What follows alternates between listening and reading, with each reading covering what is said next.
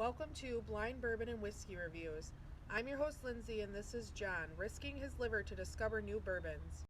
We are back to learn you something. One of my favorite things to do video-wise. Reviews are fun, but this is just something different. We get to talk about what we love, not just tasting and our notes and everything. Today we're going to talk about allocations, collecting, hoarding, rare bottles. It's going to be a tough one. It might be a little longer than we want it to be because... I don't even know her thoughts on any of these, so we might even butt heads. We haven't discussed this yet. I'm going to go with a bottle that you can't find here in Michigan yet. End of the month, they are bringing it to Michigan, so I don't know if it's going to be allocated, but it's hard to find, so I think it fits with this video. That's what I'll be drinking today, some Bell Mead. Lindsay's being a bum. She ain't drinking today. I have to be up at 3:30 in the morning, so I will not be drinking today. Okay, starting it off. We'll start out with allocations. Not every state is allocated. I'm not even sure how many are. The companies do allocate their own bottles. Buffalo Trace, Sazerac is the most known for it. Everything they do is allocated, except like Benchmark and stuff. Well, Even Buffalo Trace can get hard to find in some areas. Surprisingly, Buffalo Trace and Eagle Rare is not hard to find here in Michigan. Not sure why that is. It was for a little while, but it's not anymore. Do you think allocation is a good idea?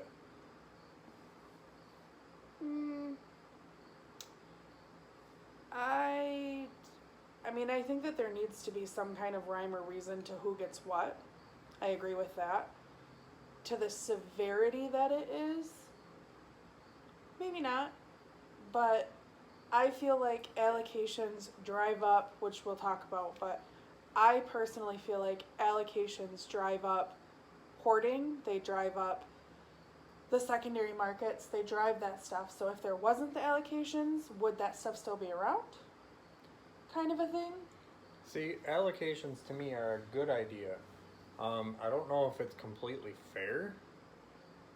Like I see on some of the sites that people can't even get Buffalo Trace and Eagle Rare, like I said. Yeah. And they highly allocate it. And Michigan, I think, is one of the tougher states to do that in. Why do we get so much? So I don't think that's being spread around fairly. It might go by sales. I know Michigan's pretty big into alcohol and beer, and we're growing in bourbon and whiskey really fast right now. Yeah. So maybe that has something to do with it. But like the harder to find allocations, like Weller and what else? Stag Jr. George T. Stag. Those aren't really allocations to me. We'll talk about that in rare bottles.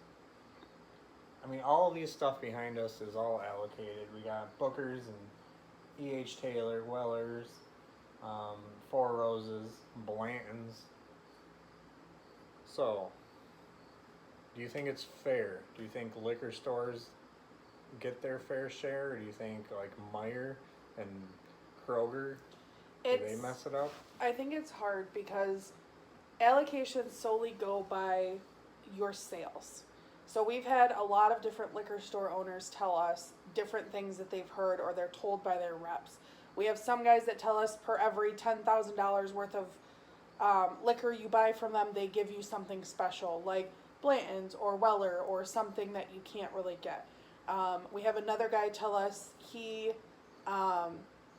wanted to get some stuff in for the holidays, and they said, well, if you can sell 20 cases of Buffalo Trace in the next 3 months, then we'll get you something for the holidays. It's all about, like, I almost feel like they're kind of like a little mini mafia. Like, to me, that's how I feel like they work, because you scratch our back and I scratch yours. So allocation is you sell off their lower end, their bottom shelf stuff, and then they give you the Willets and the E.H. Taylors and the Blantons and you know, the birthday bourbons and the crazy stuff that you can't get your hands on any other way.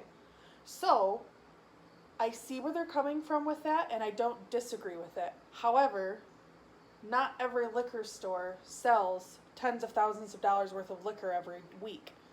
So those places are never going to get that stuff, which means they're never going to get the business that they want when people, that's what people are looking for. That's what they want. They want some of that harder to find stuff. Now, yeah, every once in a while you get a unicorn, but that doesn't happen very often. So then people will go to different liquor stores. We've gone through how many? I mean, liquor stores, there's probably a dozen of them that we visit every month looking for something new and different, but there's only 2 or 3 of them that we really trust. And we're good friends with the owners of them, and that's the only reason why we know so much and we can learn. So I don't think it is fair. I don't think grocery stores should get the main allocations. No. Like, Meyer doesn't get Weller. They do get Blanton's every now and then. Four Roses somehow. It's not even hard. It's not rare. They get it every now and then. I don't know why that's allocated. Well, I feel like as far as that goes, I'm sorry, I went off topic a little bit there, but I feel like as far as that goes, look at the sales. It shouldn't go by sales. No, because you look at Meyer, or up here it's Meyer and Kroger and, what's the other one? Harding's, and I mean, like all the big time grocery stores around. Sam's Club, You look Costco. at them, right. You look at those and you see hundreds of thousands of people go there every week just to get groceries. And then it's, oh, well, you know, someone might be coming over, let me grab a bottle of this, or let me grab my beer, or let me grab this, because they don't want to deal with the liquor store. Okay. But what look at I'm how saying- much sales they do compared to a liquor store who's only selling liquor and candy. Okay, what I'm saying is grocery stores and big box retailers and all that should not get the allocations. No. In my idea, they should be getting. They step up their liquor game. They have a lot. They should be getting the lower end stuff like Buffalo Trace and Eagle Rare. I think is fine. But liquor stores, they're doing store picks. A lot of them struggle. I mean, you see a lot of different owners exchanging and selling, and they don't. There's some owners that don't order it and don't want that. There's some areas that don't really sell whiskey, but they order it, and there's some that don't order it. It's really tough. I think liquor stores should be getting it. I agree with you. I think that the fairness plane of it, your liquor stores are going to do more and sell more of that stuff if you give them that kind of thing.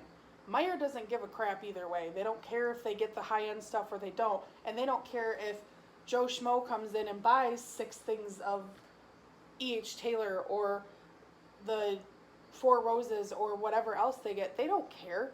You can go in there and buy a whole case of Blanton's from them and they don't care because they're just there to sell it. They don't care about anything else that it has to do with. See, that's why most liquor stores won't let you buy a case. But if you go into Meyer and they have 6 bottles of Blanton's on the shelf, no one's going to stop you from They buying don't them stop you. And that's the thing. I mean, some liquor stores don't stop you either. Right. They don't care, but I feel like with liquor stores, there's a connection there that you don't get with corporate stores. You just don't. It's a difference between a franchise and a corporate. In a fast food restaurant or anything else, it's the same exact thing. We have a guy that we go and see, and he has literally every time he gets Blanton's, he holds one for a pilot that comes in there. Every time he's in Grand Rapids, he comes in there and asks him for it. And he pays him a little bit more than what he should because he appreciates him keeping it aside for him. I think that having those relationships with people and getting to know, like, that's the disconnected people. And you can go and then you have these guys that go in, they find Blanton's or something. Blanton's seems to be the pretty one that everyone's going after right now around the holidays. more of a hype bottle. Yes, it's a very hype bottle. And you go into Meyer and you buy 4 or 5 of them, and then you turn around and you sell them for $200 or $300. Now you're just creating this market that's come up that's throwing everybody for a loop and throwing everything all off. And I don't think that's right either. But All right, so I think the big box retailers and the grocery stores and I think they're hurting bourbon more than they're helping Agreed. because of that. You can buy them all, and liquor stores. If they get those bottles, they'll probably buy more from that company and keep some of the non-allocated items on their shelf if they start getting that stuff. Bring more people in. Well, and you got to look at it though too. Like those big stores and stuff, liquor is such a small portion of what they're selling. They're grocery stores. They're not liquor stores. So these liquor stores are banking on, yeah, there's cigarettes and they're like that kind of stuff too, and their candy, but 90% of their sales are through liquor. So you're giving these bottles that can push through and get people into these little places, like you're giving them to people who don't care. All right, so allocations, good idea, but it seems they need more It's rules flawed. and regulations. Yeah. All right, let's move on to hoarding and buying the whole case and hyping up bottles. I don't see any or much good into hoarding and buying the whole case. We bought a lot of special reserve. We had trouble finding it. Lindsay liked it. Then we got 6 bottles, and all of a sudden I start seeing it. I'm like, yeah, we're gonna stop there. We'll drink it up. It's Yeah. not that hard to find. No. And that's kind of a good Lesson learned? lesson. Example of a hype bottle. Weller Special Reserve is nothing special. Nope. Okay, for a weeded whiskey, I think it's way better than Maker's. I think Larceny is a little bit better, in my opinion. Yeah. But I think they're equal to me, but David there's good Nicholson, stuff out there There's very similar stuff out there that's not allocated. that you will find at every single liquor store you So go we to. kind of got into that hoarding and hype bottle issue for a little bit, but now we're just kind of over We backed it. off. Does hoarding hurt everyone else's chances? Absolutely. Yeah, without a doubt. I don't even think we need to go into that. No. It just hurts everyone else's chances. Because like you said, like we said with allocations, if a guy walks into Costco and they have 12 bottles of Blanton's and he buys all of them because he really likes Blanton's, but he knows he could probably sell them, then you're just creating this evil circle. Because then the guy that comes in after you can't, and then Costco is going to order more of those, which is going to pull those away from the smaller guys, and it's a vicious fish-eating fish cycle, and it's terrible. And it creates that hype. Yep. So then you hype up bottles that are... And it creates supply and demand issues. Yep. Which is already an issue because bourbon is in a boom. We're in the middle of it right now. I don't think it's slowing down at all. That brings me to collecting. Is there a difference between collecting and hoarding? Oh, absolutely. Absolutely. I think you and I agree on this one 110%. John and I are part of a lot of different bourbon groups, Instagram, Twitter, Facebook, all of it. And you see pictures of these guys' storage or their stash or, their whiskey cabinets. And shoot me if I'm wrong, but my biggest pet peeve with bourbon is, like I think you and I have gone through, these guys that just go for the hype bottles. You're looking at these guys as if we show you a picture of our bourbon cabinet, you're going to, 90% of what's in our bourbon cabinet, you can find. Some of them might be a little harder, but you can find them. I think we have the clear line of collecting and hoarding. I mean, we do have a bunch of Weller Special Reserve left.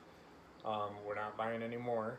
Nope. I do have 5 or 6 Bookers. That is collecting, but though. You have it is collecting because it is each a separate batch. Right. It's not all the same. Um, There's a clear, defined line, How and much I'm is sorry, enough? but so, we'll keep sticking with Special Reserve. How many is too many?